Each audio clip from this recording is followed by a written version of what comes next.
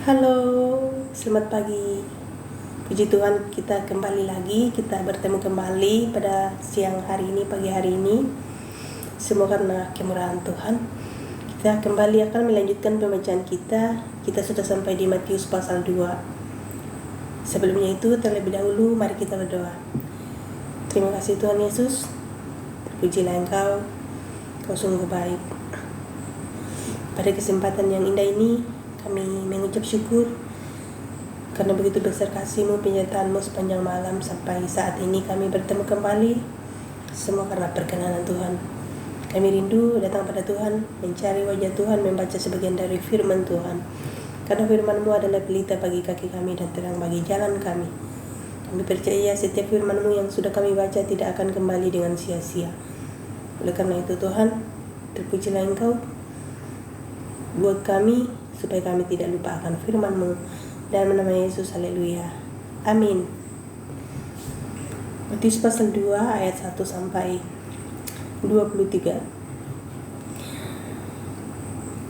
Saya bacakan dari sini. Pokok perikopnya, orang-orang Majus dari timur. Sesudah Yesus dilahirkan di Betlehem di tanah Yudea pada zaman Raja Herodes, datanglah orang-orang Majus dari timur ke Yerusalem dan bertanya-tanya, di manakah dia, raja orang Yahudi yang baru dilahirkan itu? Kami telah melihat bintangnya di timur dan kami datang untuk menyembah dia. Ketika Raja Herodes mendengar hal itu, terkejutlah ia beserta seluruh Yerusalem. Maka dikumpulkannya semua imam, kepala, dan ahli Taurat bangsa Yahudi. Lalu dimintanya keterangan dari mereka di mana Mesias akan dilahirkan. Mereka berkata kepadanya, di Betlehem, di tanah Yudea, karena demikianlah ada tertulis dalam kitab Nabi. Dan engkau Betlehem, tanah Yehuda, engkau sekali-kali bukanlah yang terkecil di antara mereka yang memerintah Yehuda. Karena daripada mula akan bangkit seorang pemimpin yang akan mengembalakan umatku Israel.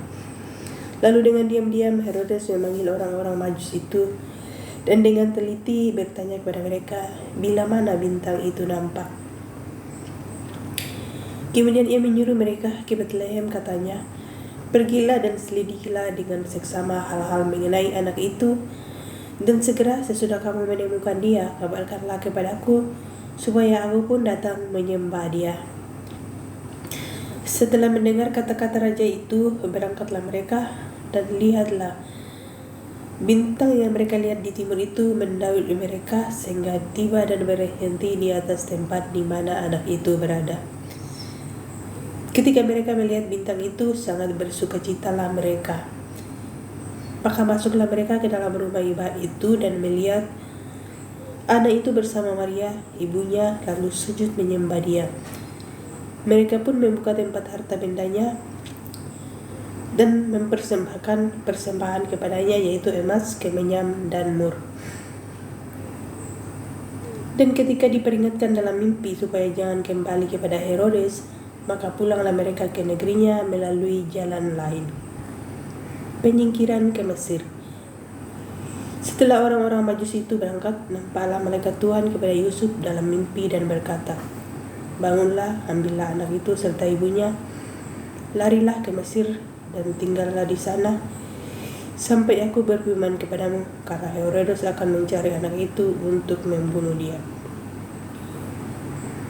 Maka Yusuf pun bangunlah, diambilnya anak itu serta ibunya malam itu juga, lalu menyingkir ke Mesir, yang tinggal di sana hingga Herodes mati. Hal itu terjadi supaya genaplah yang difirmankan Tuhan oleh Nabi, dari Mesir kupanggil anakku. Pembunuhan anak-anak di Betlehem.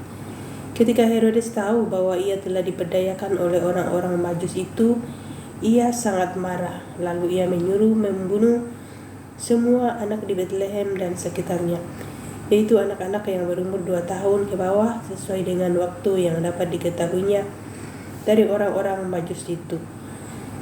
Dengan demikian genaplah firman yang disampaikan oleh Nabi Yeremia. Terdengarlah suara di Rama, tangis dan ratap yang amat sedih. Rahel menangisi anak-anaknya dan ia tidak mau dihibur, sebab mereka tidak ada lagi. Setelah Herodes mati, nampaklah malaikat Tuhan kepada Yusuf dalam mimpi. Di Mesir, katanya, "Bangunlah, ambillah anak itu serta ibunya dan berangkatlah ke tanah Israel, karena mereka yang hendak membunuh anak itu sudah mati." Lalu Yusuf pun bangunlah, diambilnya anak itu serta ibunya dan pergi ke tanah Israel.